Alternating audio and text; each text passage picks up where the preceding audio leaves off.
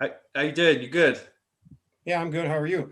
Hey, everybody. Slightly Slanted Sleuth here, joined with Jack Freighter, Deus Esta Veritas. That's not his last name, of course. That's the name to his channel. The latter part, I mean. But how you doing, Jack? I'm doing all right, man. Not too Good. bad. Just settling back into old England. It's been so hot here, though, man. It's been like it's been pretty hot. So Yeah, it's been really hot here as well. yeah, my old man's starting to apply more and more pressure about me getting money, basically, and a job because I don't have any money now. But yeah, my they accepted my green card application and extended my residency by another 18 months. In the U.S. And here? yeah, but I can't go back to America because I've got no money at the moment. So if I went back now, I'd just be going back homeless, which would be stupid. So I don't know what I'm going to do. But if I'm going to go back, I'm going to have to go back like within a year. And I wouldn't go back to San Diego. So now I'll come and join you in Minnesota, mate. We'll do some catfishing. Hey, you're more than welcome to come here for a little while, but I'm not going to have a roommate or nothing forever. I'm just Oh no, yeah, no. I'd want to live on my own. After living on my own for a year, I realised that's my favourite way to live. right. But yeah, so yeah, you're doing good though, man. Still breathing in, farting, can't complain. Doing the search for our immortality type business. But yeah, I'm doing all right. Yeah, yeah. It's a shame Yvonne couldn't join us because I had some questions for her, but Well, we'll do that till meeting tomorrow, and then yeah. I'm gonna have Phil on Friday. Oh yeah, I've still got a. I emailed Phil before I left, and he said, "Yeah, let's meet up." And I haven't hit him up yet, but I will do. He literally lives like a 40-minute drive from my house. So, Oh wow! but I don't have a car. I don't have. I still don't have a car. So Is it harder to obtain a car there in England or no, in it's easier and UK? it's cheaper than buying a used motor vehicle. They're much cheaper on the British market than the American market. Wow, Not that much, but a little bit cheaper. But I mean, they tend to be a lot smaller too, right? yeah, but gas is so expensive here. How much? It's like 4 times. Well, I was paying less than $5 for a gallon, which is what 3.5 liters, Yep. and it's like, yeah, it's probably about 25 to 30% more expensive. But the food is better though. Like there's not as much sugar in all the food. Yeah, Or that is kind of.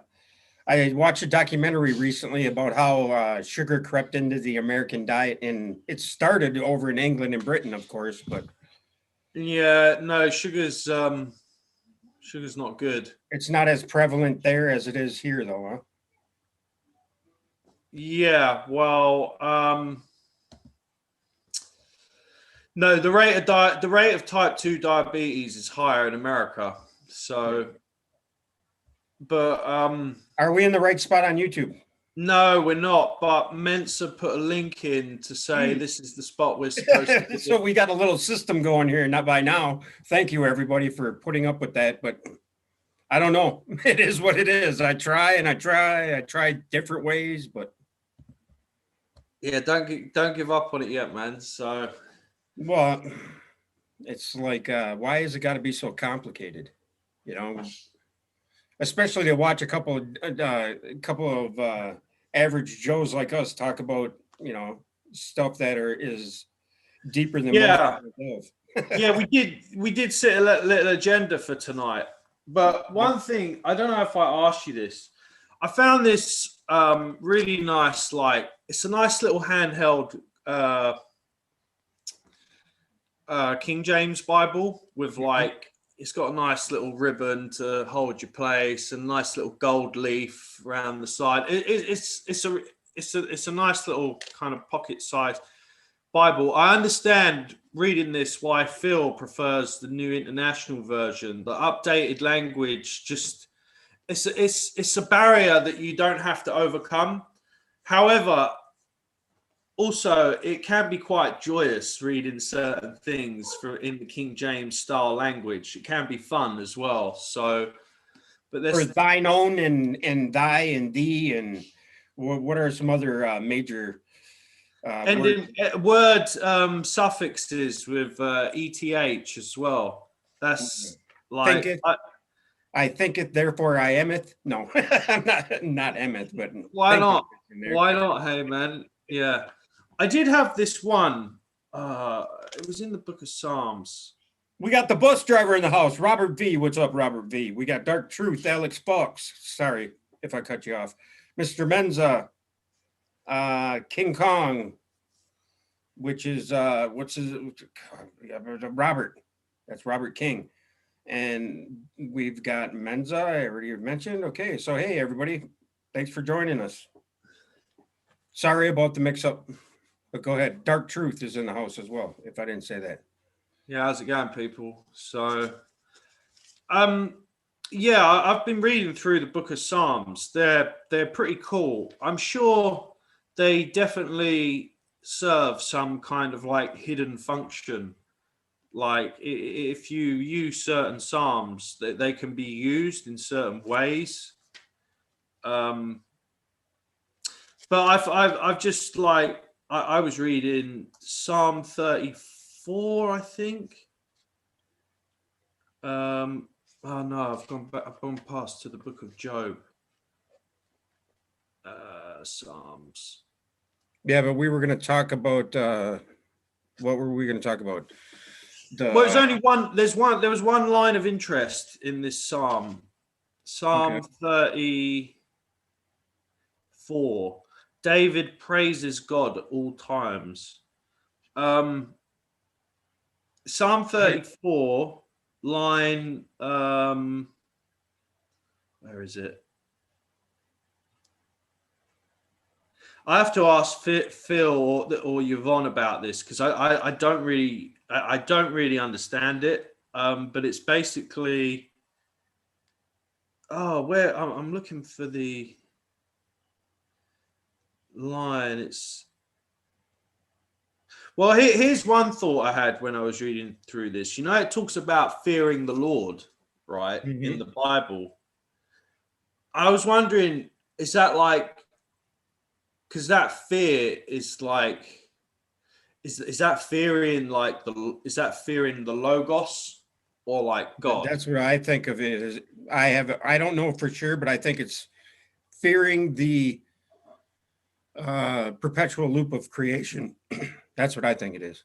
Yes, so that would be the Logos rather than God. Because when I think about that, the idea that the Logos can like hold your soul in countless incarnations and you forget everything over and over again is much more scary than the idea of, or not even the idea of God, just God.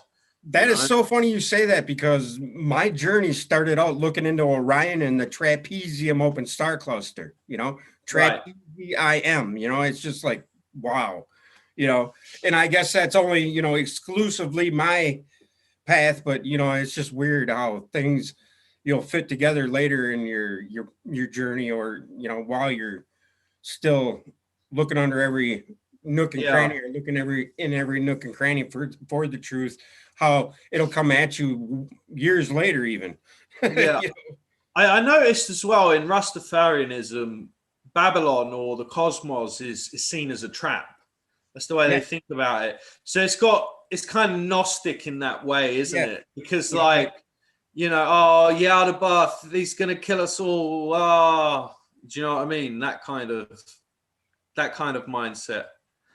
Yeah, I think that would be a good like. Now, what about the Psalms thing? You got me curious now as to what you. Right. Yeah. So that was the first point to address on this. I'm looking for the line. I can't. Here we are. Psalm 34, verse 18. The Lord is nigh unto them that are of a broken heart, and saveth such as be of a contrite spirit. That one. What does contrite mean?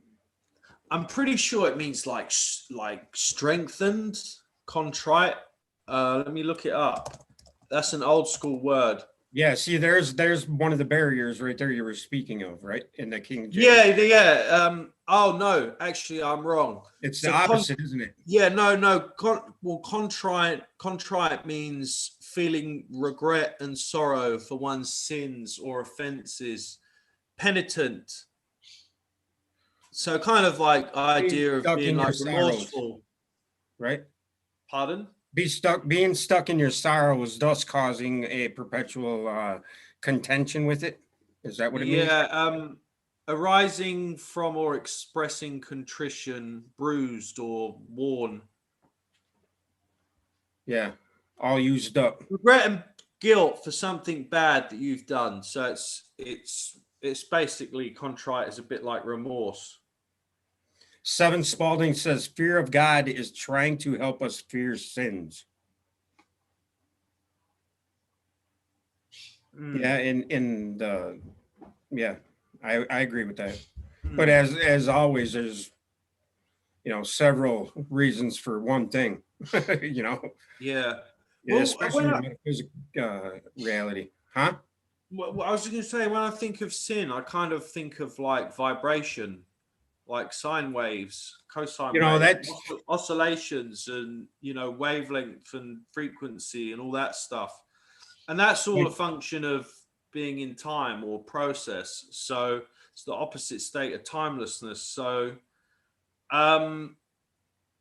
yeah. So, I mean, I just lost my train of thought.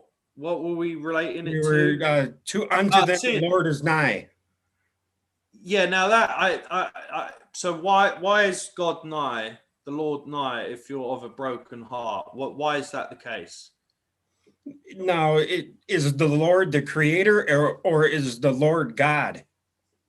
See, I think in that context, it must mean the Lord. Well, it doesn't matter. What does Lord mean, though? The definition for Lord. If the answer to the question you just asked, you said, is it the Lord, the creator, or the Lord God, right? Which one of the two? And obviously it would be the Lord God first, because you supposedly you meet God before you transcend the creator. You can only transcend the creator with God. So I guess in that term, see, this is what I think. I think Lord can mean either the Logos or the Demiurge or God, High God. Vishnu is a better term compared with like, or the all source, whatever people call God. Yeah, whatever you want to call it. Yeah. So that's very interesting, that is. But I don't know what I'm saying is I don't know why that is.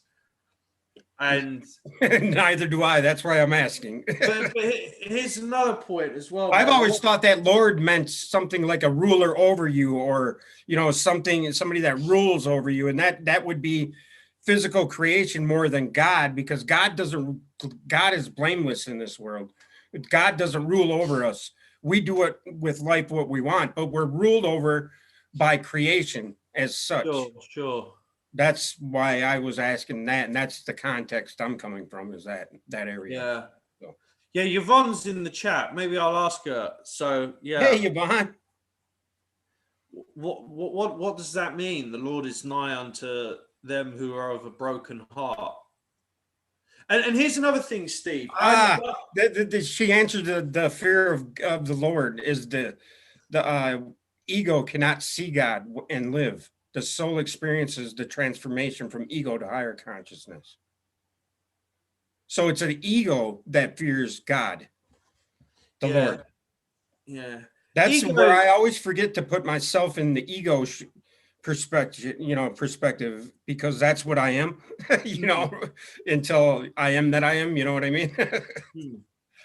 And isn't that the ego helping you hide in the shadow? It's almost like egg, isn't it? Ego. It makes me think of an egg, your ego. Like your soul's like an egg. It's not hatched. It's got your spirit in the egg. Oh yeah, the spirit is the outside and the soul is the inside. And then isn't it odd that there's a yolk inside of the egg white inside? It's kind of weird, isn't it? How the Russian doll thing plays out and everything. The concept thereof. Although, so the hermetic principle of correspondence. Yeah, that too. You could look at it that way. Yeah, that's how I see the Russian doll thing. Definitely. Yeah. Inner I is like the outer, and yeah. Yeah. So my other point I was going to make is that I saw some of the old chats we did ages ago, like over a year ago, maybe 18 months ago. Shit, I've known you that long. God, you've known me even longer than that. I know, I'm just kidding. I'm yeah. trying not to remember how old I'm getting. No, but the thing is, I noticed like my whole energy and demeanor looks completely different in those videos. I look like much happier and much like healthier than I do now. But the thing is like, no, I feel like I'm starting to move back in the right direction. I've had to like, it's weird. It's like I'm back at my parents' place, dude. It's like a step back in life, having to like go home. But so I was thinking sometimes we have to go back in order to move forward again, maybe. 2 steps forward or two steps back. You were going to say 1 step forward and 2 steps back. I was really confused there. That was a song on Grand Theft Auto, wasn't it?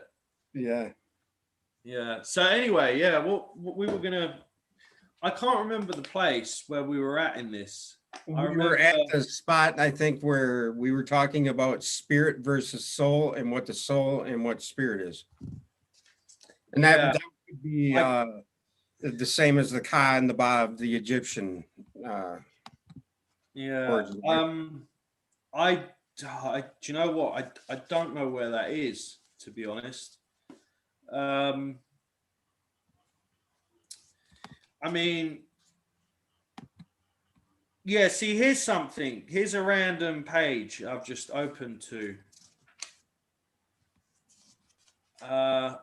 Okay, so this book is The Concept of Our Great Power. Whoever knows the great power will be saved. So this is a Gnostic book written from the perspective of the archons, the rulers. But it's not that they're alien beings that are actually keeping us in some kind of weird false matrix, whatever. I guess most people know that here. Well, just to be clear, what do you think an archon is? Archon. It's like the hermetic. What did we like the hermetic law of correspondence? It's the layers of the fractal. The layers of the fractals are the archons. Do you understand? Archons are the building blocks of reality. Yeah. Yeah, they're almost. I'd say like. See, because I see the archons as, say, the 7 kingdoms of creation, looping from the abyss back to the abyss in the accumulation of everything, right? But you could think of them in terms of certain archetypes as well. And like archetypes of like Sephiroth and those kind of things. But I mean, yeah, I guess you could perceive them in that way as well. Because the whole point to the archons is that they're eternal beings anyway. They're like eternal rulers, but they're supposedly, in this whole Gnostic sense, they're bad. They're not good. They're evil, so to speak. So they're mysterious beings that rule over us. People misrepresent that massively as. Well, that plays on our propensity to be beguiled by fear and loathing, right? Fear and loathing, yeah. The ego steps in and grabs a hold of whatever it can to. Yeah. Well, I mean, once everything's over with this whole modern zeitgeist, at least we'll have our own post-war era we can write about. World War III, the battle between the archons and the people of Earth, basically. Nice. Yeah, well, you could do it as a parable as aliens, when really, as the story, you're not meaning it as aliens from an occult hidden perspective. So My yeah, freaking computer is just jacked up. I should have never let the kid. Jamie Molly, yeah. somebody that's not blue in the blue crew. The root and the fruit. Greetings to the fellas. Greetings to you, Jamie. You are now blue like the rest of the crew. So yeah, we got 17 in the house now. Cayman 830 has joined us. Conrad W the third. We've got the one and only Thoth Anon in the house, or Thoth Aman in the house. Seven Spalding, Mystical, Yvonne Gordon. Hi, you guys. Mary Wins, Alex Folks, I already mentioned him. So yeah. All right. Well, here's a good bit. So this is. Why don't we read? It's weird because it's talking about. So there's a head there. The subtitles of each little bit of this book. This book is The Concept of Our Great Power. That's literally the name of the book. So it's kind of seems a bit overwhelming of like a concept that straight away you think, huh? Sounds like some elite kind of being. Do you know what I mean? Right. Now, not the Gnostic texts, they're from the more so the physical perspective than they would be of a, well, I guess it not entirely, but you know what I mean? How they considered this to be a trap and that to be, the negative side of our thinking. Yeah. Right? And ultimately, they manifested their own fears because the Cathars were slaughtered by the Inquisition. Bingo. They absolutely, because apparently the reason why that was because a lot of Catholics had converted to Cathars, and when you were like wealthy as a Catholic, the idea was you'd leave your estate or a portion of your estate in your will to the church. So it's just basically giving the church like land. Or This is why everybody hates religion. I don't hate religion, but No, I'm saying that most people that are unaware of what religion really is, I'm not saying you do. I'm saying you ask 10 people, 9 out of 10 of them are going to disagree with religion as a good thing. well, we discussed this a lot before. It's the problem of the institution. Yes. I mean, you have to have institutions. They come about as a necessity, but unfortunately, in Kali Yuga, mentally ill people ascend to the top of our institutions. That's just what happens, you know. I mean, not all of them, but God, a lot of them, you know.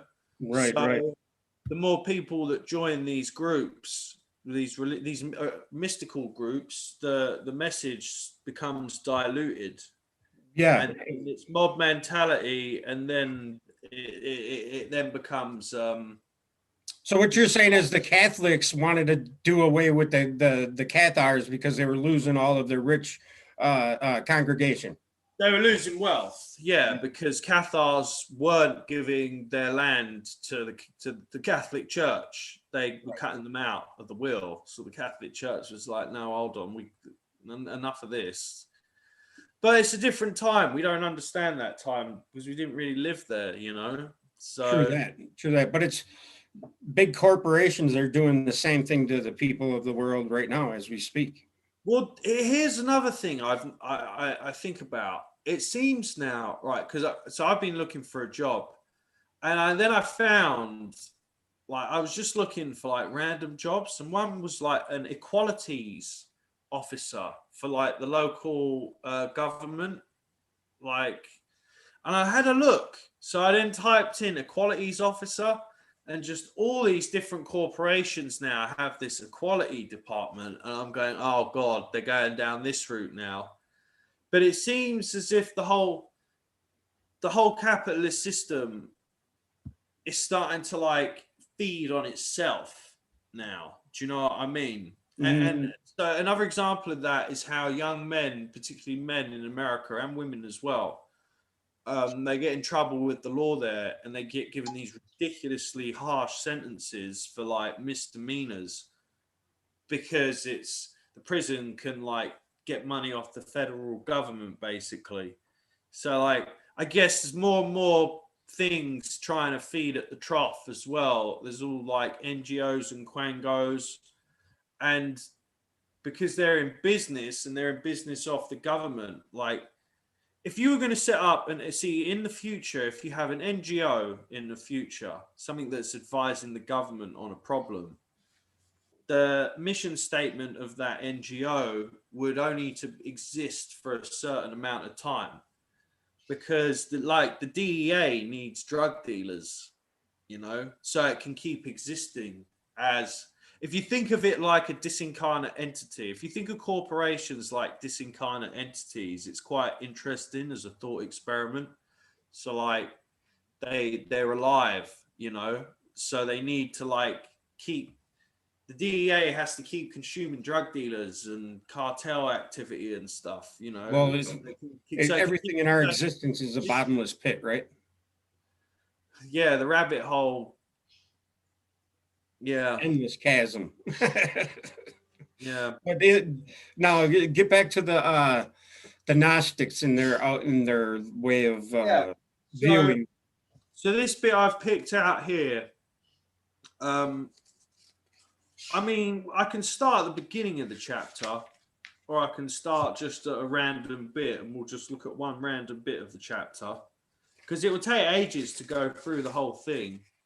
The book is about, so it starts on page 396 in the book and ends on 401. So it's a very short book, actually. It's only about 5 pages long. However, it would probably take us like 2.5 hours to go through the whole 5 pages. Listen to this statement here that Thoth put forward, and it's causing quite a stir in chat.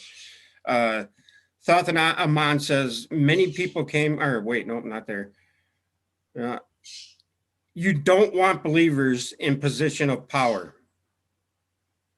Now, to me, a belief is when you believe something, you become that belief and you slam the door on anything else other than what you believe, right? I think that's what he's referring to. You crystallize thought. Yeah. Yeah. I mean, no, I understand that completely. That's even an Aquarian trait, is to like, you know, fixed air. It's like the thought becomes, it's just like too much high pressure. There's no low pressure making the air move, and things aren't moving fluidly. Do you know what I mean? And then Yvonne says, the power of religion is broken when you understand what it teaches. Understanding truth sets you free of the formation towards it. That's so true. That is so true. Because you know when you said everybody hates religion, I was like, I don't hate religion. No, I didn't mean hate. No, I know. But it leaves a nasty controversy in your head.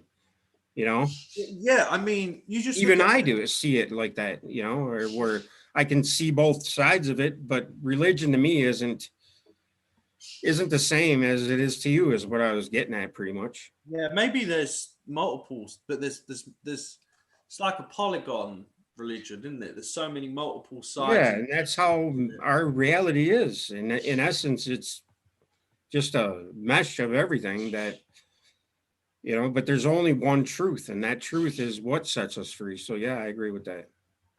I don't know. I just wanted to bring that up. No, it's very interesting, because if I think of religion, before I even studied the occult or anything, or dealt in any kind of alternative scene when I was like maybe 18, concept of the church and religion seemed really like weird and stupid to me. I didn't understand it at all. And I'd gone, my dad had taken us to church to like see if we wanted to go. And it seemed really like, we went to a Catholic church, and Yeah, my dad only took us about like maybe 5 times, and maybe he got bored. My dad got bored of it himself, but yeah, it didn't seem to make much sense. Like there wasn't much learning going on in church, put it that way.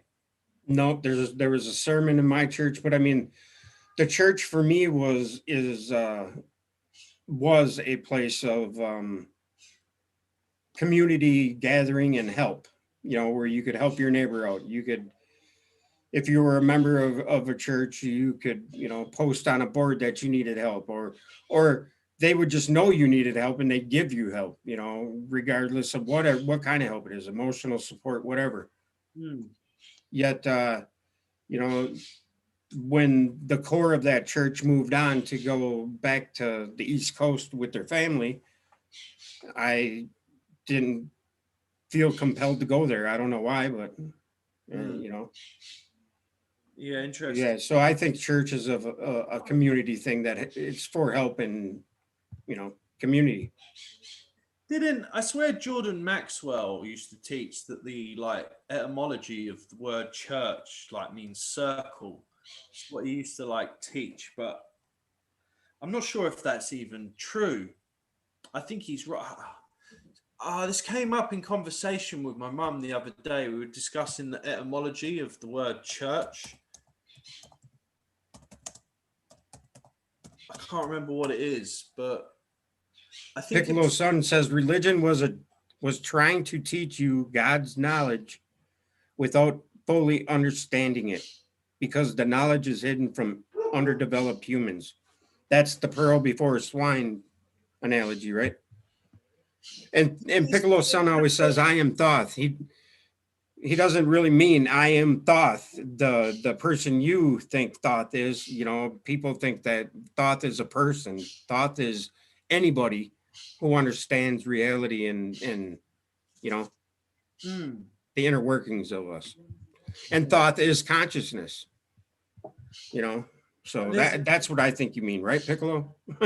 Maybe I shouldn't be telling other people what you're trying to say, but I think that's what you're trying to say. We are in the slanted church of Steve. Now pray to the gods of bowling and ice fishing. Yeah. There you go. Bowling and ice fishing, my two favorite sports. Right. I guess if you are too tall, they would need step stools in order to bugger your bottom. What the hell? I wish I wouldn't have read that one. yeah, Chris King, what's up? there's something in the book of Acts. Okay, Piccolo. Uh, I believe you. we've probably mentioned it before. Is it Acts 11? Or I think it basically talks about some people are having a conversation with the disciples. I think Peter says to some dude, he's like, anyway, there's a conversation, and the point of the conversation is like, how do you know what you're reading if it hasn't been explained to you by someone who understands what the text says? Um, I'm trying to like find it quickly in the King James Bible, and it's too difficult. It's very interesting.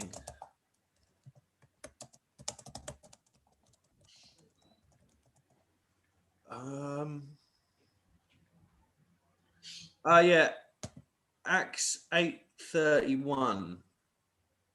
This is a really interesting quote. I think you need to read Acts 8:30 for context. Philip ran up to the chariot and heard the man reading Isaiah the prophet. Do you understand what you are reading? Philip asked. 31. How can I? He said, unless someone explains it to me. So he invited Philip to come up and sit with him. Yeah, that's a very direct statement there. This is the passage of scripture the eunuch was reading.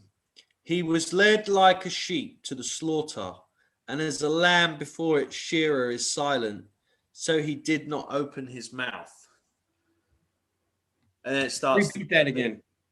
you want to hear that bit again? Yes. There's more to the quote. So it's Acts 8. Shall I read it from the KJV I've got here in my hand? No, read it from the screen so it's easier to understand. For us to understand. All right, fair enough. All right, I'll start again. Then Philip ran out to the chariot and heard the man reading Isaiah the prophet. Do you understand what you are reading? Philip asked. How can I, he said, unless someone explains it to me? So I invited Philip to come up and sit with him. And then it goes, the passage of scripture the eunuch was reading. I just think that's funny that it says a eunuch, but anyway. A eunuch? Yeah, do you know what a eunuch is? No. Someone who had their prepubescent kid that has their balls cut off so their voice doesn't break and they can still sing in the choir. What? Yeah, that's what a eunuch is. Oh my God. Yeah, it's a castrated prepubescent, so his voice doesn't break and he can still sing. Wow.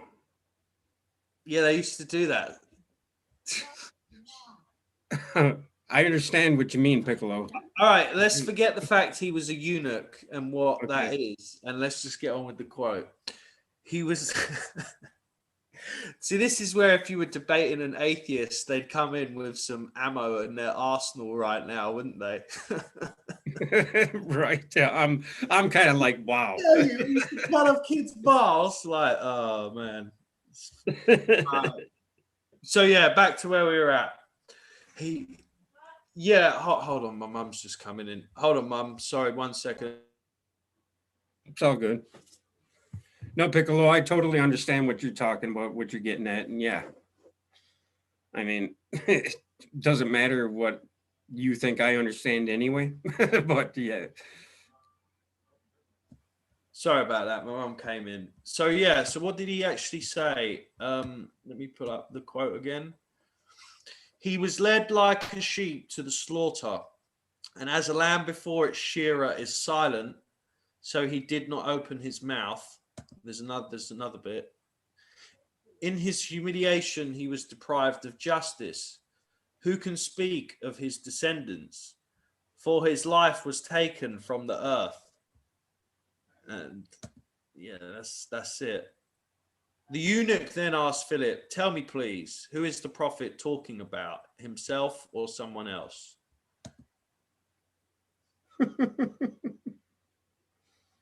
Sound familiar, Piccolo? Just kidding. It's weird. Wow. That's weird. So in these passages, these names like Philip and what was the other one? Isaiah, Abraham, David, all of these names of the Bible are what to you, Jack? Well, it's interesting. It always talks about there's some dude and then there's this dude's son. Like, you know, you got King Solomon and David is his son. You got like Noah and he has 3 sons, Japheth, Shem, and Ham. And then like, so yeah, the sons of Noah are the pillars of the tree of life, aren't they? So like whenever it talks about the sun, as in not the thing in the sky, but like the child, male child in that context, I always just like think of the like it's just talking about the logos here in some weird kind of hidden way. Like so King David would be like the because King David is like benevolent king. He's basically the same archetype as Jesus in the Bible. And then you could say as well, you could argue that, well, King Solomon has his fall at the end in his story, doesn't he? It all goes tits up for him, like binding demons and practicing magic. So, yeah, pretty much that's what I think about. But I mean, Isaiah, can't you just say Isaiah meaning in Hebrew and look it up? but like they're all aspects of our makeup as far as our Yeah, understanding, right? yeah, yeah. Understanding of the spiritual as well as the physical, but I mean mostly So on the the spiritual. yeah. So interesting here. Yeah, yeah. Oh, Isaiah. Yvonne chimed in with spiritually, a eunuch is cut off from his sexual nature, animate nature. He is no Ah, longer male or female, but rather a new kind of seed. oh, that's interesting. Right. So there's the physical eunuch where they used to do the physical ritual, and then there's actually a kind of so it's a they basically didn't understand what the word eunuch meant, so they went round. I can't even talk about it. It's too like awful to think about. Well, yeah, it's like watching those blooper things where guys are skateboarding on railings and they smash it, right? I mean, it's like, oh, Self-made eunuch. Yeah, unless the like word I is. can't even stomach watching that. So yeah, I get Oh, you. what like those fail blog things where people get hurt? No, I can't watch that. Yeah, Uh, the seed when logical reduce. Oh, Piccolo's talking about why he calls himself Thoth, and that's anybody that understands reality and its inner workings. But then they're talking about seed, and to me, the seed is us. You know, we are seeds, but we can reproduce the seed as well, just like everything in our reality. yeah, so isn't that's when you kind of like you'll sprout as a seed and grow and then reproduce that initial seed, won't you? Reproduce the fruit in which the seed is in, and boom, it falls. And Completing the loop. Yeah. yep. So yeah, the name Isaiah, I looked it up, but we haven't got to it.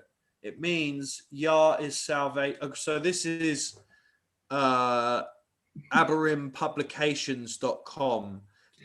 Biblical name vault. Yeah, Yah is salvation, salvation of the Lord. Oh, Yvonne, what was that context? What was the context where you were wondering what the Lord or God, or what is the Lord referring to? Creation, the light of creation, or God? You know what I mean? That's what I'm wondering. I'm asking Yvonne, in that context. What was the verse again? The Lord is nigh. Yeah, yeah. Psalm 34, I think Psalm verse 18. 34. Yeah. Psalm, but it's the King James version. The King of the Psalm, the King James version is slightly different, but we touched on that already. Christ is the seed of the woman, meaning it is from within her own self. The man is from her. Woman is the desire in everyone who brings forth the seed, Christ. It even says here further up, it says, oh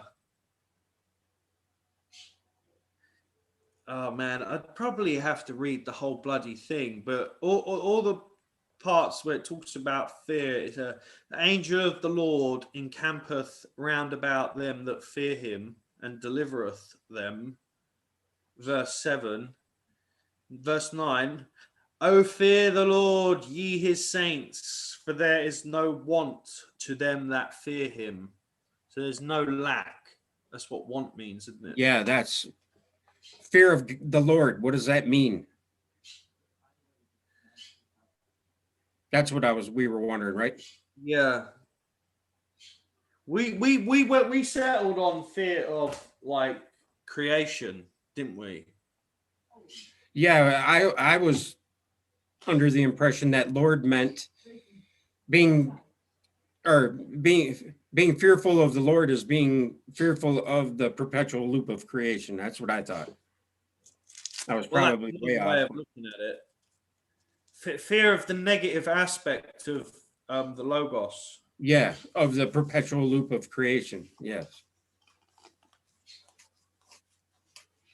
Yvonne says the Lord is the formation of the Spirit of God towards man. The formation of the Spirit of God towards man. I don't really understand that. The Lord is the formation of the Spirit of God towards man. Do you understand that? The Lord is the formation of the Spirit of God. The Spirit of God towards man. But doesn't she mean then the Lord in that context is what we were saying? What does it say? And then she chimes in with, there are two kinds of fear of death. Of death from the root of the void, and the fear of losing the life that is discovered as the real life that Christ or light brings. Ah, that's interesting. Yeah. Oh, so just like everything else, there's two opposite ends of the bookshelf, right? Fear the government and those above in power, Mensa says. God forms the spirit of man within him. Yeah, I'll be right back, Steve. 1 second. I thought fear was from a respect, kind of, sort of.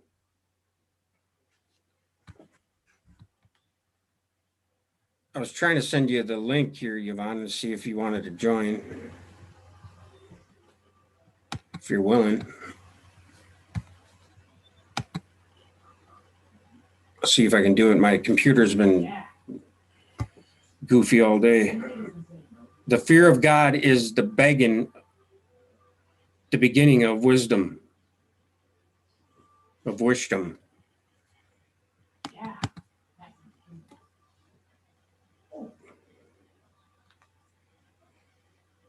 Scotty Boy's in the house. What's up, Scotty? Chris King, many slaves were eunuchs, he says. Yeah, I've now that I've heard the word again, I guess I never even questioned what it meant. I don't know why.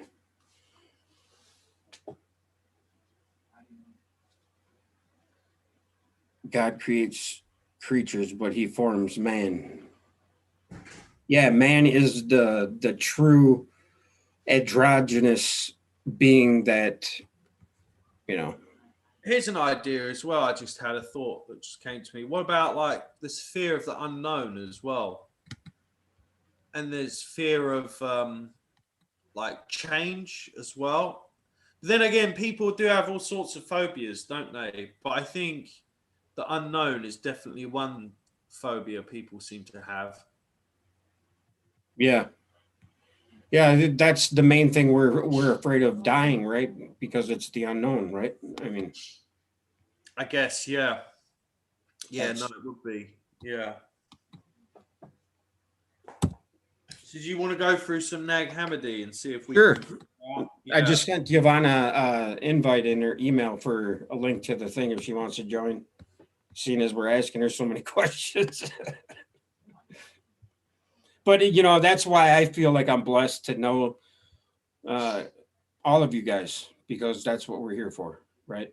I mean, to probe each other's knowledge or knowing or wanting to know is to learn. And I appreciate every one of you. So thanks. Yeah, here's something interesting. So the page, I opened it up to a different chapter. This one's called Exegesis on the Soul. And the first subheading is the female soul. And it's just one line. It says, the sages who came before us gave the soul a feminine name. She is also feminine in nature, and she even has a womb. So like the soul is almost like connected to like chaos then in that way, isn't it? The soul is in the womb of chaos. The womb is in the chaos. Yeah. Well, this is the womb too, right? Well, you could say the womb and the chaos is one and the same thing, really. It's just a question of semantics. Yes. So they're calling the soul feminine. It says here, the sages who came before us gave the soul a feminine name. She is also feminine in nature, nature's feminine as well. That's probably why it says that. And even she has a womb. But that makes sense that, you know, if the soul has to reincarnate until it's born into spirit, then, you know, it means that like we're all feminine in nature. Do you know what I mean? Well, yeah, we're all the feminine in everything in creation is feminine, and you know, we're inseminated with truth. And then what's born from that creation itself. Remember when we went through those transhumanist quotes, and I remember there was one that said everyone is transgender or something like that, and I was like, God, they're kind of in a roundabout way, they're right in saying that, but not in terms of like a single kind of temporal life. Anyway, let's not get into that debate on this channel. Let's quickly move on from that. Quick. You want to slam that gate before it even opens, huh? Hey, we've got Yvonne Gordon in the house.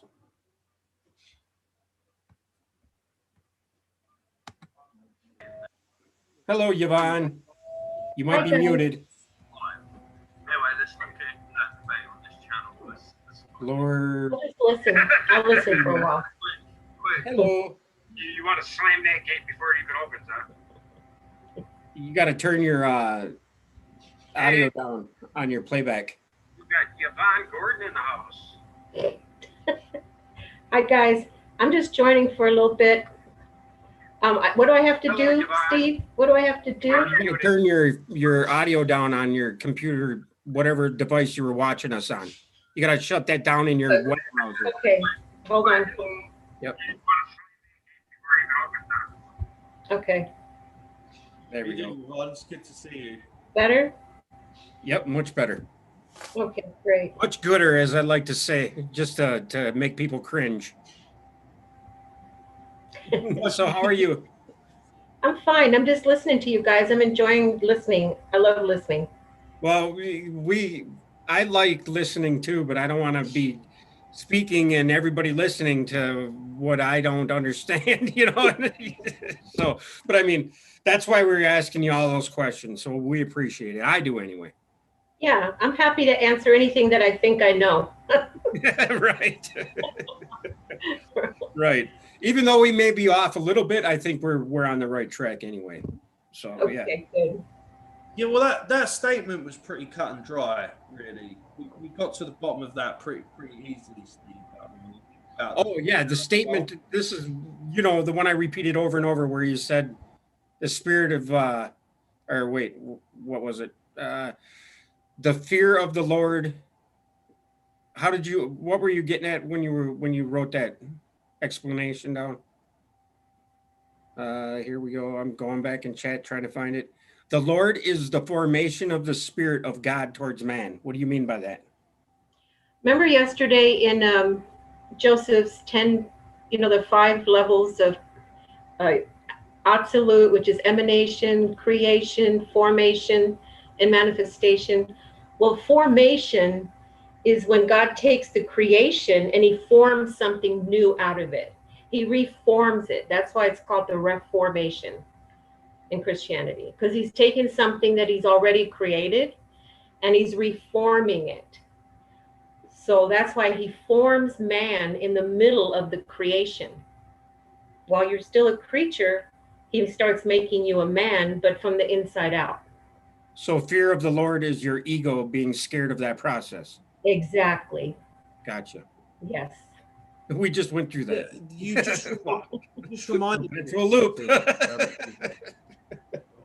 It's a very scary thing. I mean, the ego knows as it's being reformed that it's diminishing in its power and in its control, so it doesn't like it.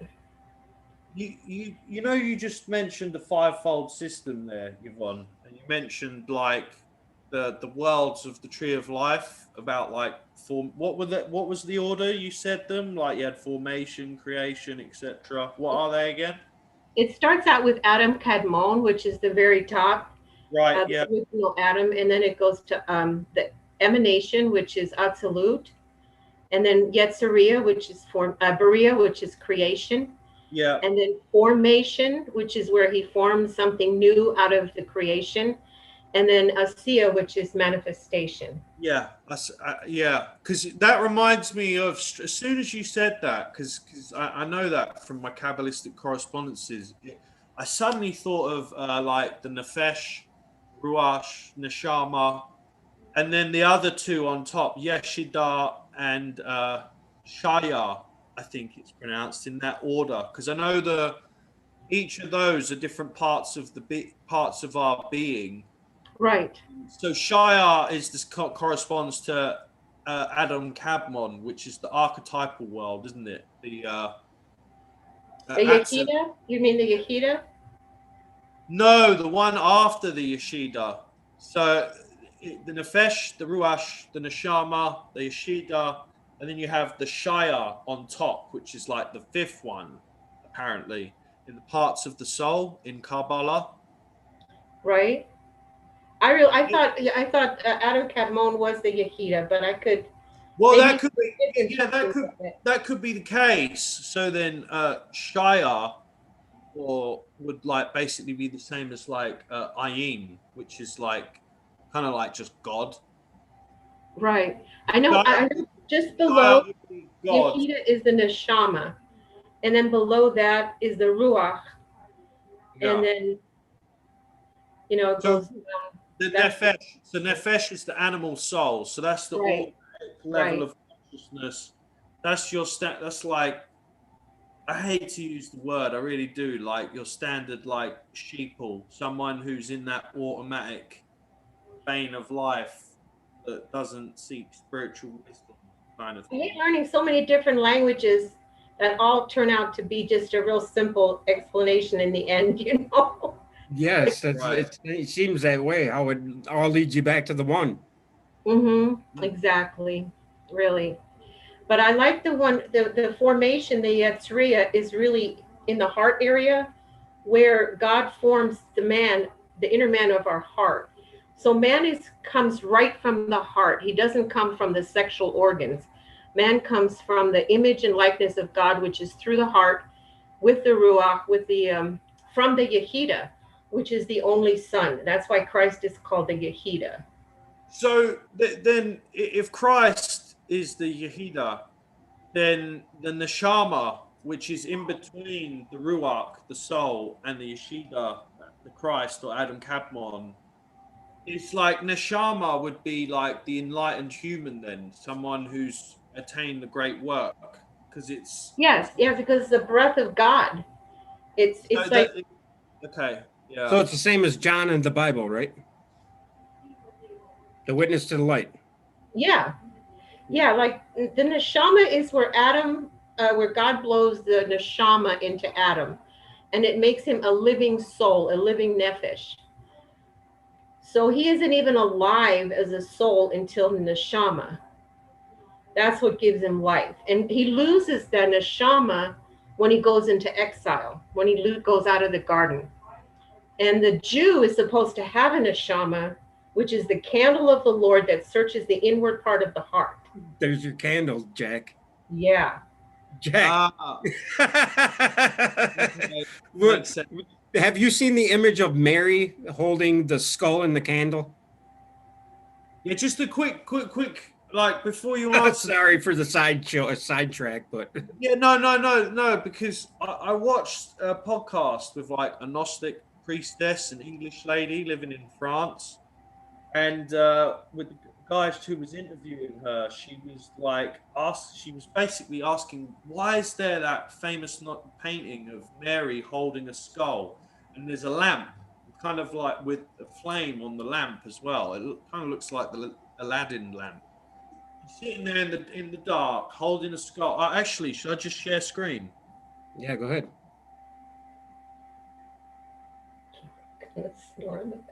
Can you see the picture now? No, not yet. Now? I see a Almost. blank screen. There we go. Yeah, there it is. Yeah. Oh, that's not the same image, but it's the same image, I guess. But You know, you It's showed not me the a different same one, but it's the same one. It's a different. So this is even there were other images of Mary painted. Yes. She's pointing right to the center of the skull where the third eye is actually lit. It's like right in the center and right in the middle of the forehead. And that light just hits the forehead. That's what happened to me. It comes from the center and goes right to the forehead. And like, that's why they wear those dots on the, the Hindus, they wear those dots The bindi. showing that. Yeah, because In Kabbalah, it's called the Bindu? skull and eye. Galgata Skull and eye. Vinayam. Interesting. Yeah, because when I saw this, when she's holding the skull, I think of Mary as the divine feminine archetype, like the womb of Prakriti, as Krishna calls it, and then she's holding the skull, so that's like it's like death, and your ancestral lineage is like kind of that those kind of thoughts are evoked from the skull. So like, it's like the skull here is, to me, is the cosmos, because it's the realm of death. It's the tree of good and evil, the tree of knowledge of good and evil, where everything has to die, born in matter. So it's almost as she's saying, though, but because there's a double meaning here. You pointed out the other meaning that I never noticed. Her finger was pointing to where the pineal gland is situated. Right. And then you've got the lamp right above her hand showing the light. Yeah. So, and lastly as well, it's like black, it's dark. She's in the dark, like the blackness of space. And lastly, God is unseen. Right. Or God's not represented in the picture. God is in the picture by not being in the picture, by being absent. To give another perspective, this is how I described it to Jack. I described it as Mary being the desire towards God, and how we're born through the how the light is born through the creation. That's how I seen the thing, you know. Yes, we got to remember that in spirituality, the woman is the desire, which is not the physical womb. The heart is the spiritual womb. Yep. So, it's like, that's why Christ is born through the heart, but then there's no room for him. So he goes to the outside where the beasts are.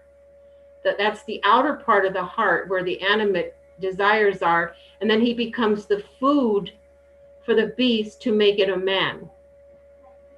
Wow, this is a deep conversation, man. Right? Love it. I mean, it's isn't it just like our brains or how everything can be so simple yet so convoluted? Right. Yes. Well, yeah, a picture. This picture doesn't. There's the phrase, "A picture tells 1,000 words," or something like that. To me, this painting actually pictures the complete totality of God and creation and existence and spirit and everything. It's like the picture has everything, but then again, you need to know. It's like we were talking about, like with that bit in Acts with Philip and the eunuch. You don't know what you're looking at unless you've been taught by someone who understands it. Yes. Yes. That's kind of really important, that bit, to be taught by someone who knows what the bloody hell they're talking about. Right. Otherwise, you get a bunch of ego running off with the bone, and everybody chasing after it because there's one bit of scrap of meat left on it.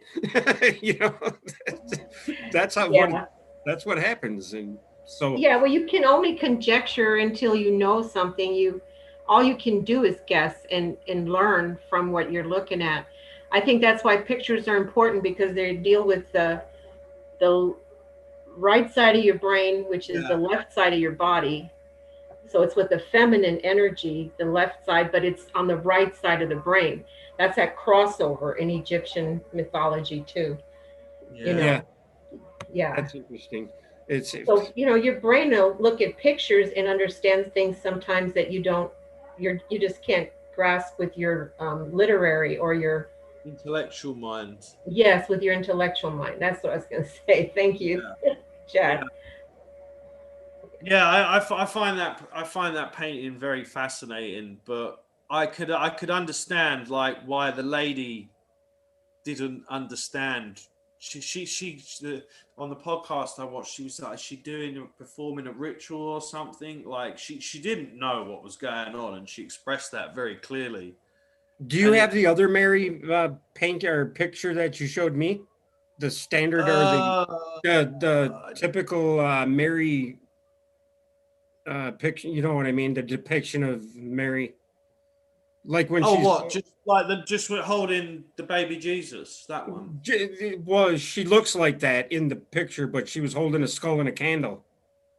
So it's a different. Yeah, it's a different picture, the one you showed me. Yeah. Am I no longer screen sharing? The screen share is black. You're screen sharing, but it's not working. Yeah, I just clicked off that tab. Let me. But I'm curious to see if that same image is her pointing to the skull as well. Ah, I see. Yeah. Or remember, Christ takes you to the place of the skull for a reason. Because you have to go from the heart to the skull in order to be joined to him. But he has to be born through the skull first. That's like first you get the light, and then the light, well, if it's born through your desire, it takes you to the skull and it joins you with itself.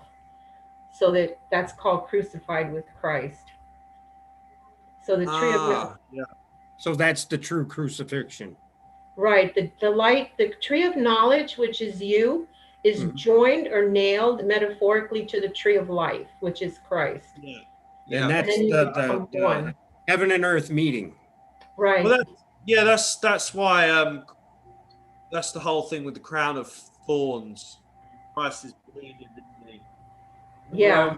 Whipping him and rubbing salt in the wounds, etc. Yeah. Yeah, Adam, good old Adam, you know, when he fell out of the garden, he said, nothing will come up but thorns and thistles, to show that the carnal mind is not capable of bringing forth any good fruit. It's just bringing forth them thorns and thistles, no real life. And when it's pressed into the head of Christ, I see that as God joining Adam's carnal mind to the mind of Christ. And then the big drops of blood going to the ground is to the heart. That's another metaphor of the two, how Christ bears the burden of Adam's sin to me. Right. Yeah. Yeah. That's another version of the two become one, right? Your heart and your mind. Yeah, that's the beginning of it for sure, because we see that happening in the garden. And well, he talks to a lot of times to the male energy, and he says, pick up your cross and follow me. That's the ego. But when he speaks of the female energy that gives birth to him, he's always trying to heal it and join to it. And, you know, like, I'm your true husband. You know, it's like he has a different attitude towards the female energy than he does towards the male energy, which has to be cut off in order to have a new union. Oh, so that's the true eunuch in a spiritual sense, is what you're saying? Yeah, the male has to die. The male lays down. The male energy, the mind, the carnal mind, is laid down. His life, the ego, and the woman is joined to it. The desire is joined to the light, and that's how the light corrects the desire and makes it one with itself. So it says, let your desire be to your husband. Yeah. Right. Your desire towards your husband is your desire towards God.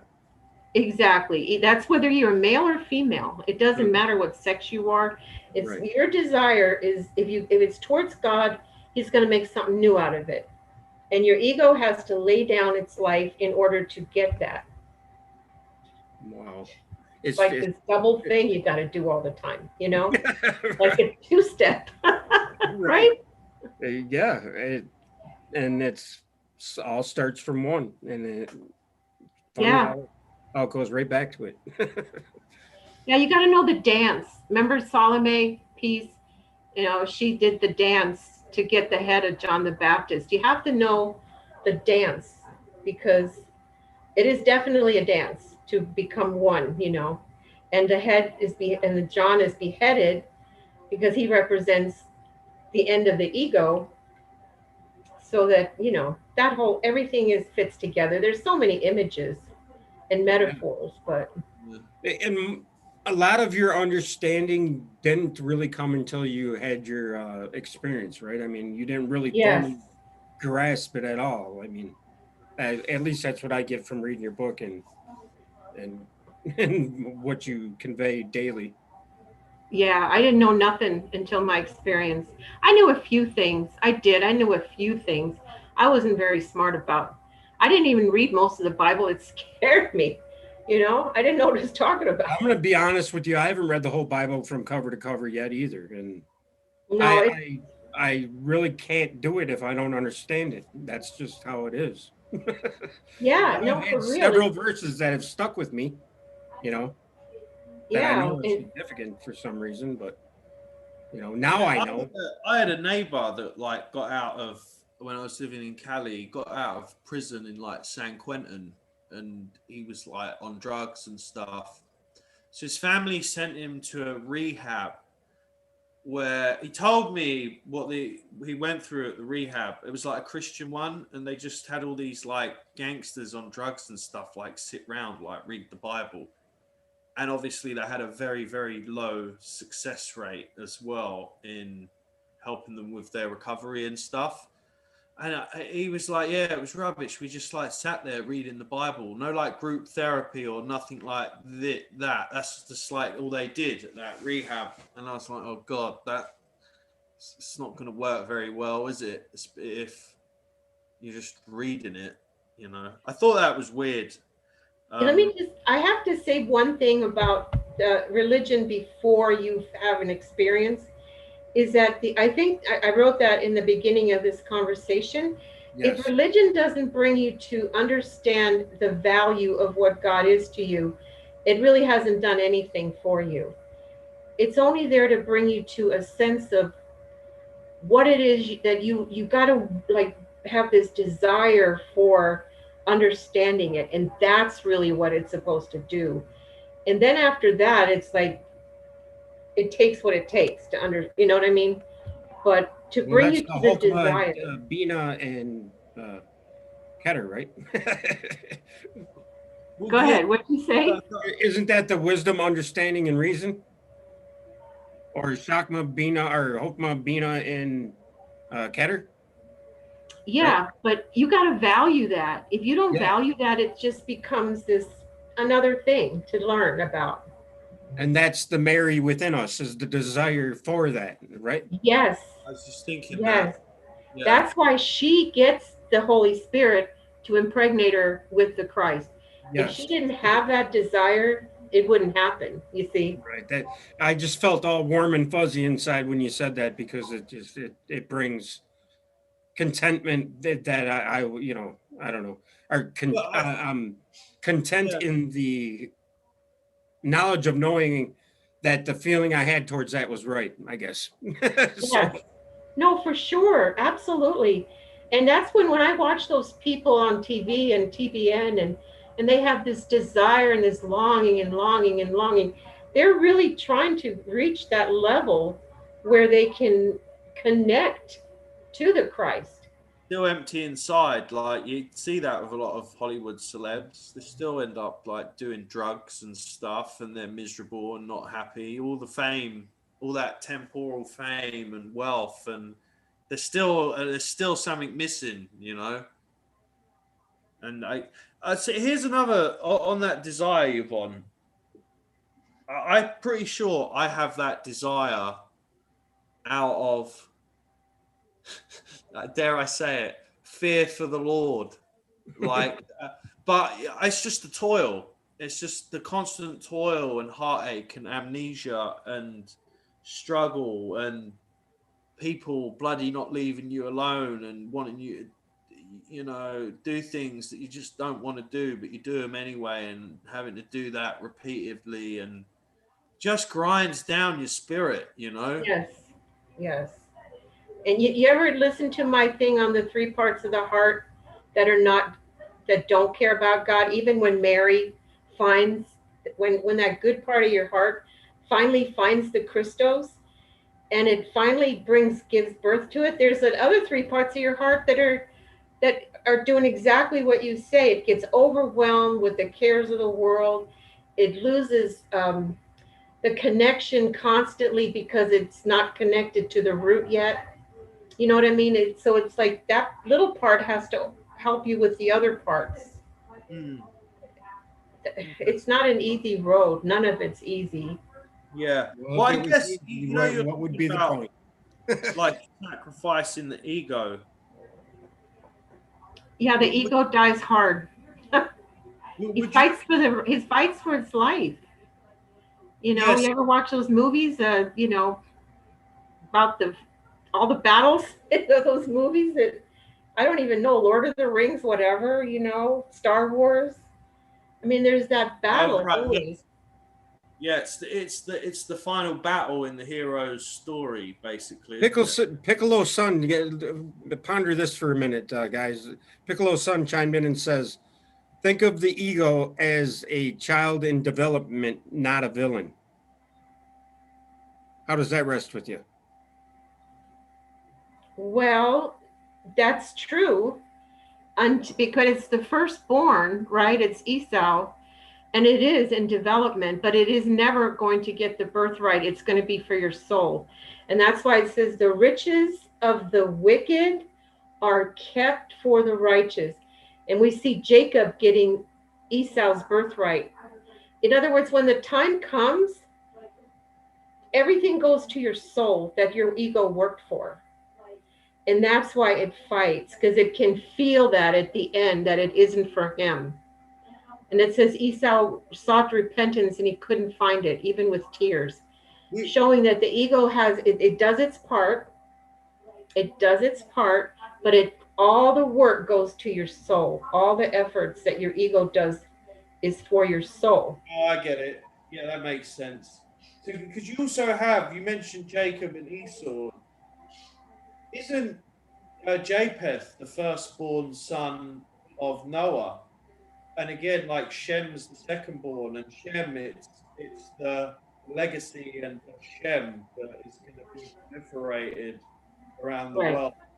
And so it's the same concept there, where the firstborn is being skipped to this. But I do see that, like we said earlier, the 3 sons of Noah. I just think of the middle pillar as like Shem, and then Japheth and Ham are the other 2 pillars of severity and Yeah, Japheth is going to dwell in the land in the tents of Shem, because Abraham comes from Shem, and that's like the beginning of the new higher consciousness. But Japheth means he will open everything that Japheth does. It opens the consciousness towards Shem, and Ham would be his servant. And so is Ham the opposite? So Ham is like the carnal mind, and Japheth. Yeah, he's like the ego. Right. Yeah, that makes sense. But then there's the desire, there's the longing for something more than that isn't Yeah. like material. It's not. It's immaterial. You know. Yes. Yes, because you're developing a consciousness outside of the material consciousness, which you only understand with your 5 senses. But you need a higher consciousness or 5 higher senses to understand where you're going. We're going somewhere. We're going to a higher level of understanding life. And it's not easy. Nobody says it's easy. No, But it's possible. It's like not only possible, it's inevitable. Yeah. And if it were easy, would it be a hero's journey? Exactly. No, it wouldn't. It wouldn't. I do want to say though, Esau makes friends with Jacob at the end. Repeat that. I'm sorry, I talked over you. No, I'm sorry. I just wanted to finish the The thought about Esau and Jacob become friends at the end. So your ego does become the friend to your soul, but it has to learn its place. It has to stop trying to be above it. It has to learn its place. That's all. Yeah, because that ego takes control to help you survive in the world, right? Yes, it's for this world. It's this world's consciousness. And it's meant for that, to develop you here. It's needed to develop you here, or you couldn't survive. You couldn't grow towards a higher consciousness without your ego, because you'd have nothing to compare the two. It's The all about contrast, like the comparing. light in the dark. Yeah, Yeah, yeah. it makes perfect sense. Because everything in physical creation needs a contrast or something different from it to recreate it, or Yes. to define it or refine it. Yeah. So I don't know if this is correct, Yvonne. What I'm looking up here, I'm on Abarim Publications, the Biblical Hebrew Name Vault. So Esau, the meaning of Esau is from the verb asa, means to do or to make. So the doer, the maker or the worker is Esau. And then Jacob, the name means he who closely follows, the supplanter. Yes, Follow supplanter. the heel. So Jacob is following God, and Esau is the ego doing all the work for the soul to Right. get to God. And he catches the heel. It's like Jacob's holding on to Esau's heel. The heel represents the end. And when the ego comes to the end, Jacob supplants him. He jumps over him and becomes the new identity. Okay, no, I Why did understand. Achilles just jump into my head when you said Yeah, that? that's what I was going to Yeah. ask. Yeah, how does it relate to the mythological? You were going to ask her that, dude? Yeah, of course. That's funny. Okay. Right? What about Achilles then in the myth? It's the weakness, right? Exactly. It's Wow, the Yeah. I got goosebumps.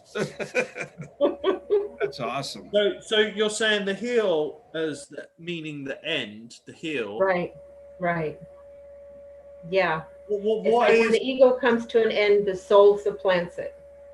Piccolo says what you're calling ego should be called the id, and it's pretty much the same thing. The identification with who you are, right? The ego is what we think we are.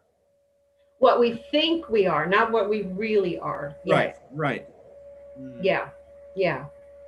So why then, if Achilles is considered a weakness and the heel is what's the relationship between the ending and weakness? Well, because it has its limitations. It's like it can only go so far. That's why Satan lost his legs also, because of the understanding. He didn't have the full understanding of God and of what it takes to be like him, to be in his image. Okay. Yeah. And it's like, that's why the carnal mind is always associated with the feet, like shake the dust off your feet or wash each other's feet, or it's always like, your feet have to walk with your mind. Well, it's interesting as well. Another point on that is because the sign of Pisces is like rules the feet, and in the past, not so much now, but I know in the past, when you read old grimoires about Pisces, it's like a really like bad, debilitating sign. The archetype, it's like the archetype of loss in Vedic astrology. Pisces corresponds to like loss and like just the idea of losing something. And I always wondered, was that like losing the ego as well? Yeah, the Pisces is that those fish bound together, swimming in opposite directions, kind of that duality. That like, I'll make you fishers of men. I see it as like the combination of all duality that we come to before we are fished out of the abyss and thrown into the conscious realm, the God conscious realm. That's also why Joshua, the son of Nun, Nun is like the great fish. Remember, Steve None is talked the about that. chaotic waters of noon too, right? Right. Yeah. Yeah. And it's like the whole Pisces is like the end of the era, the end of like the wheel, and then you come around again, but at a higher level. Yeah. Yeah. Right. Just amazing how every little aspect just goes right back to the same thing. Yeah. Here's another Over and interesting over again. point. I mean, but I've I've been trying to form my understanding forever, and like today in this conversation, I mean, I've had these bulbs going off. Now, what makes it so that we retain information sometimes and sometimes we don't? Is it just because we're not ready for that yet, or because I'm sure I've heard this same thing over and over again 100 times. Right. Remember, Jacob was in the kitchen with his mother, with the feminine energy, and it's like he has those aha moments, But Esau's the hunter in the field. He's out there getting those. Yeah, I remember that. Yeah, they paint Jacob as this like mummy's boy. He's kind of right. And he's just not ready. I don't know. I made that bit up, but no, but it's really true. He's not quite ready. So like you may have a lot of aha moments, but then you just kind of go back to the kitchen and you're not ready. You're just not ready to be connected to get that birthright yet, that kind of stuff. I mean, if you want to look at it metaphorically. And Esau is still out there. Like Isaac loved his son Esau. He loved his ego because his ego went out to the field, to the world, and it brought back all this good information. And he loved that. He just, he just wanted to give him the birthright because he was out there doing everything, doing all the work. He was the one toiling. Yes. Yes. So see, he's important, or he wouldn't be there. Yeah. So yeah, this whole, because I swear there is such an emphasis in like New Age kind of thinking that the ego is a really bad thing, and people are very quick to criticize other people's egos in that community, which is kind of an egotistical thing to do in itself anyway. Yeah, no, there's no sense. You're not actually, if you ever listen to Lightman, he'll tell you you're not supposed to you're not supposed to try to get rid of the ego at all. Remember, I did a video, Only God Can Kill Cain. You shouldn't try to kill your ego. You should just work on developing your soul. Because your soul, when it's ready, it will do its own, God will do the work to supplant it. God in you will supplant it. Good in you overwhelms the negative aspects of your judgment on others and all that stuff. You become more in tune with the right way of thinking, right? Right. Always encourage the soul in others, in yourself. Don't look at people's egos if you can help it, but understand it, that that's where they're operating from and that's where you're operating from. But there's no point in hating it or trying to get rid of it, because you ain't going to. But you can always work with your soul, and because your soul is the receiver of the light. It's like the soul is like the moon to the sun, and it needs the light to fill the, in 4 levels. Remember I did that 4 levels. And you need to have that it only reflects God. It reflects God. Can you answer me this one question? Why is the moonlight colder than the moonshade? I'm serious. Why is the moonlight colder than the moonshade? Yes. Oh, not your moonshine? Yeah, No, I'm not trying to be funny either. This is a serious question. Moonlight is colder than moonshade. Literally. You take a interferometer or, something. I'm frozen. Huh? My internet is unstable, it says.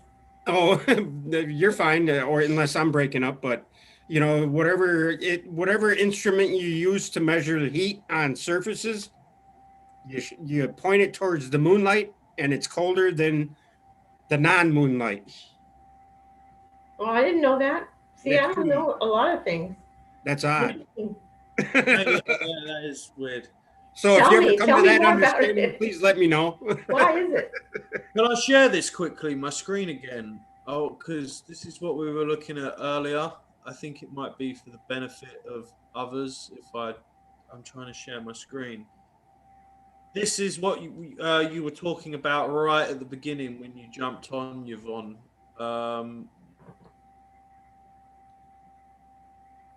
Here we go. This here. This is the diagram of the 5 parts of the soul that's related Right. to the tree of life. Right. Or you could, I don't know if these, because they call it like astral body. Ruach actually means soul. So I don't know why it says astral body there. I don't know if the soul is the astral body. I don't think it is. I'm not. The Ruach is the spirit. It's the Hebrew word for spirit. The Yeah. Ruach creates everything. Everything. In the book of Genesis, it's the Ruach that creates. That's why it's the level of Berea. The Neshama gives life, spiritual life, to the Ruach. When the Neshama gives life to the creation, it becomes the Ruach Kodesh, or Holy Spirit. Hmm. You So see? is this tree divided like accurately? So Atziluth contains Keter, Bina, Shokma, Dart. Oh no, Keter's at the top, isn't it? Yeah, So, that's what I said. It was the Yehida, right? yeah, Yekida, state of unity. Right. Yeah, it's very interesting, and that's here's a point I wanted to make. See what you thought about this, Yvonne, and you as well, Steve. I was listening to a podcast with this British author. His name's Ramsey Jukes. And he's on a podcast with another guy I really like called Thomas Sheridan. And I was like, oh, cool. This guy whose podcasts I like is interviewing this author that I like. It was really, I was really like pleased about that. And he was talking about, anyway, this guy was talking about how polarity as like a construct can give rise to like a lot of opposition and conflict, and he was talking about sometimes thinking in a threefold system would be more advantageous to go beyond polarity, because he was saying it's like another element to the polarity that kind of gets it moving again and stops it being so fixed in a material sense. Do you know does that make sense? Yeah, well, in Kabbalah, there's 3 lines, because the middle line of the tree, you see the dots going from the top to the bottom? That's the middle Yeah, the middle line. pillar. And then the 2 lines on the side. And the middle line is your will. The middle line is what God is developing, which is actually the will of man. But he has to work with the 2, the left and the right side, in the correct way to make that happen. Bless you. So yeah. So yeah, there is 3 lines. There are 3 levels of consciousness, which is again those 3 levels after the Yehida, after the Christ is, after you receive your crown, and it says, let no man take your crown. Once you have Christ revealed that you're at this place of the skull, then the Christ comes down from the crown to Kokma and Bina, which is eternally together all the time. That's the mother and father aspect, to go through Dot, which is the knowledge. That's how you receive knowledge for your heart. And then you learn how to receive and give, receive and give, receive and give in the right order. Your right hand has to be your intention, which is the arm of the Lord. And it has to constantly give to your left, which is the new receiver. In the old, before in your ego state, the right hand is Satan or your ego, Yeah. and it's always receiving for itself. Whereas in the new, when you have the crown, the right hand becomes the giver to the left. If Okay. that makes sense. Yeah, that does make sense. Yeah. But so that begs the question. Okay, so how do you go about going from the kind of more satanic mode of existence where the ego is just receiving itself to transform that to, okay, now the ego is given to the soul? Can that only happen after like union with God, or can you obviously begin that process beforehand? You can So begin, yes, you can begin beforehand because you believe it. You believe in it. That's where belief comes in, or faith below reason. And That's what I wanted to, yeah. yeah, you see, yeah, it's like you're not sure of anything yet, but you heard it from somebody and you believe it. And so you work the principles as though they really are true until they become true. Until Jacob until Jacob supplants Esau, until it happens. You right. know? Well, that's why Bethlehem is, that's how Christ is born in Bethlehem, right? I mean, Bethlehem is a house of bread. Bread only rises through faith and good process. Right, exactly. You have to have some kind of path, because how are you going to learn anything? You know, you've got to learn that that's what you're all doing. That's what we're all doing. We're on this path and we're taking in this information, and we're trying to find, there's this saying, and I know in whom I have believed, meaning you finally know what's real and what's not real. And when you know, all the false beliefs fall away. Then you can, the things that no longer were true, you'll see them and they just fall away. They're just like, they're like broken shards, You know what I'm saying? That's like that vessel vanity. It just breaks open, and you see really through your soul what's true. And your vessel vanity then has to be reformed. Humpty Dumpty, Yeah. All the king's horses and all the king's men couldn't put Humpty back together again. Okay, yeah, that's a good parable. Yeah. My question on what you just said, Yvonne. So, like, you were talking about the falling away thing, like shards just falling away. So, like, how do you relate to the spirit of the times now? You've gone through the tribulation. Like, Well, now I can, is it not yeah, bothering? Is it like whatever? it's like now I can see, okay, I can see where others are at, to the level that I've been where they are, and where I've overcome those same ideas.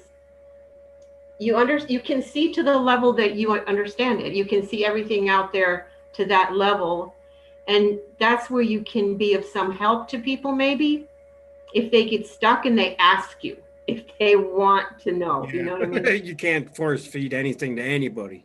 No, and You you're still not hold a supposed horse to water, but you can't make it drink. Yeah. Right.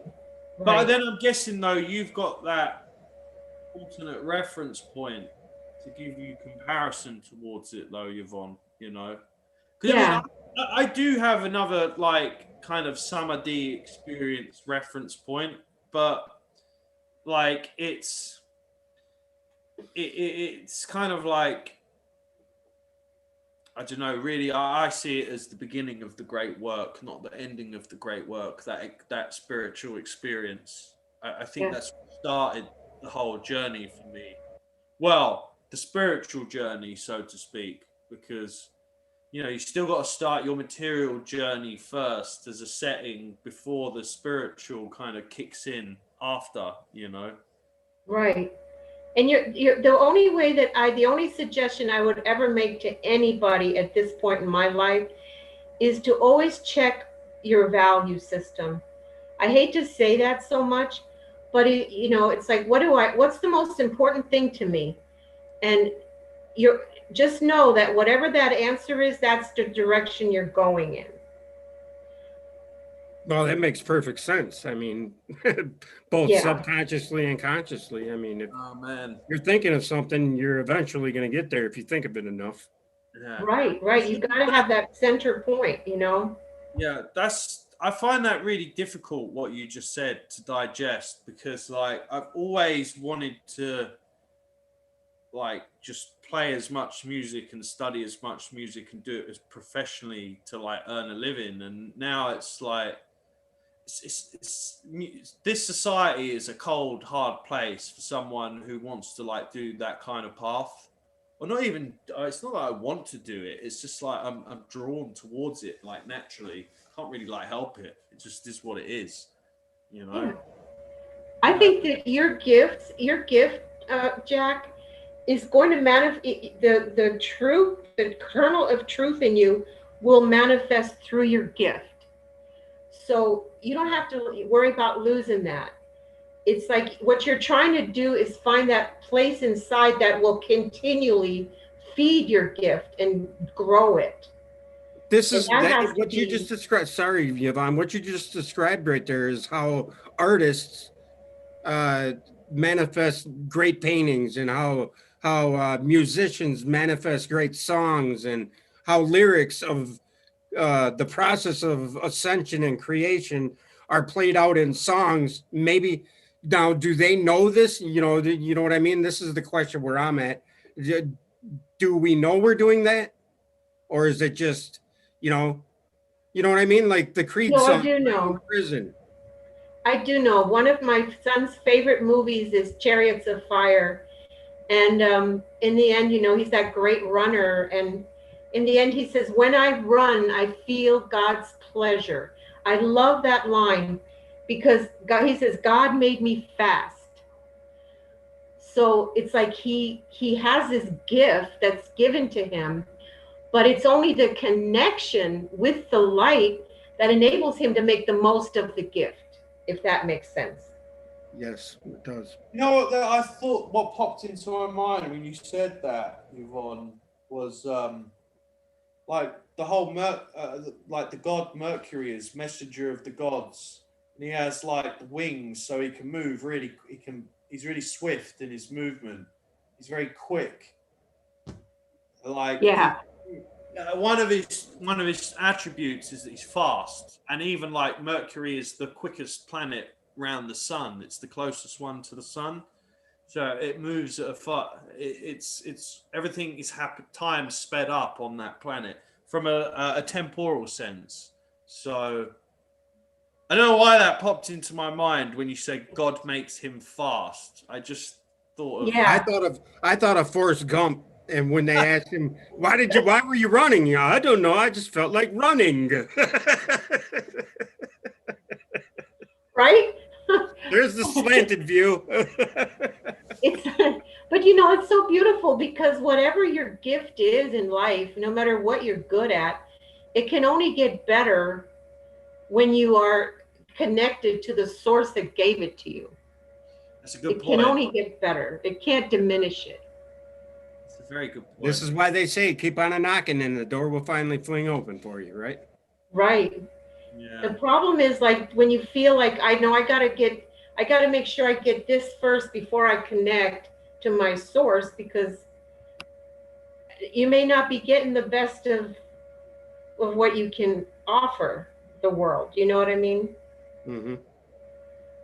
I'm just saying, Hey, guys, this has been an awesome conversation, and we'll leave the rest for later. I mean, I'm sure we'll talk again, and Yeah.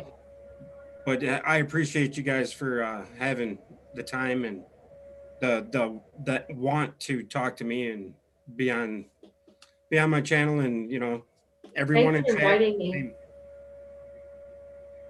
Yeah, I feel like we covered some good ground in this one. As always, everything's just It boom, helps. boom, boom right now, and I'm always in the wrong place. But if you go through the struggle of finding it, it's worth it, I think. The whole idea of firstborn and secondborn, I really understand that concept now, Yvonne, after you came on. So thanks for sharing that. I'd hope other people in the chat, I definitely, intellectually, a penny dropped. I'm like, that's what they're bloody going on about. Okay. So, yeah. And it's funny how we'll each draw our own aha moments. Yeah, it's been more like a symposium tonight, hey? Yeah, it's beautiful. I love it. Yeah. And I love you guys, man. Thank you I very love much. you guys too. You take care of yourselves, and we'll talk soon. Okay. Yeah, okay, guys. Thank you, Bless Yvonne. you. Bye-bye. Bye. And I want to say thanks to everybody in chat. This has been a real learning experience for me today, and I really appreciate it. And Jack, you're still smoking, you sucker? Well, Phil said that he was smoking while he did great work. So I was always like, wow, so God doesn't care if you smoke cigarettes. Why would he? Why would he? Yeah, I mean, But I mean, whatever. I'm a bit jelly because I can't smoke cigarettes. Dude, God doesn't care, but I tell you who does care.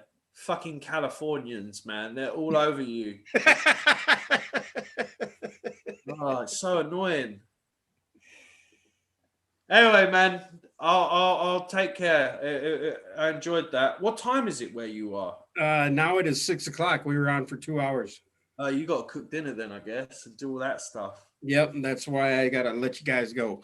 All right, man. Got to get back to the relative reality of feeding the kids, man, and the wife. Yeah, well, it's midnight here, so I'm gonna have a cigarette. Yeah, you look like you were getting a little bit sluggish there. So, yeah, no, all right, no. peace, chicken grease, man. I appreciate you, brother. Take care. Bye. Bye. And thanks everybody in chat. I had a good time today, and as always, be the frequency you want to receive. That's an ode to Brian. And Jerry Runk, if you're in the fjords and the channels, I love you, brother. I miss you. To the rest of you, thank you. Bye.